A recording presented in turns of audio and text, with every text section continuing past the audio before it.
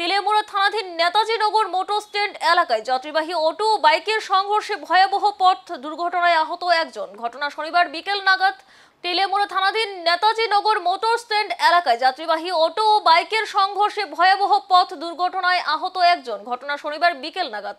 খবরে প্রকাশ টিআর 064085 নম্বরের একটি যাত্রীবাহী অটো নয়নপুর এলাকা থেকে রোগী নিয়ে তেলিয়ামুড়া মহকুমা হাসপাতালের দিকে আসার পথে টিআর 06D6893 নম্বরের একটি দ্রুত গতিতে থাকা বাইক উল্টো দিক থেকে এসে সজোরে যাত্রীবাহী অটোকে ধাক্কা দেয় এবং বাইক চালক আকাশ দাস বয়স 25 দুর্ঘটনাগ্রস্ত হয়।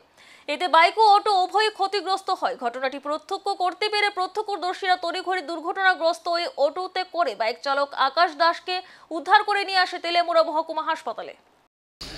ঘটনাটা আমি 20 টাকা রুগী লিয়ে আইতাছে, তারপরে তো আমি মানছি লাইটটা দিয়ে আইতাছে, তারপরে হ্যাঁ কিতা করছে অন্যদিকে চাইছে কাটিং বাটিং করেছে, রাইনাসের মাইরে দিছে। কি আসলো হে? বাইকে আসছিল।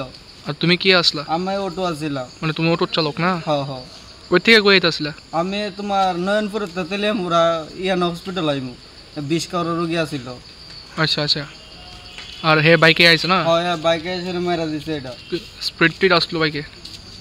বাইকের স্পিড আসলো, কিন্তু যখন কাটিং করছে তখন কমাইছে, তো কাটিং করে তো মাইরে দিছে, আর কমাইয়া কিতা করবো।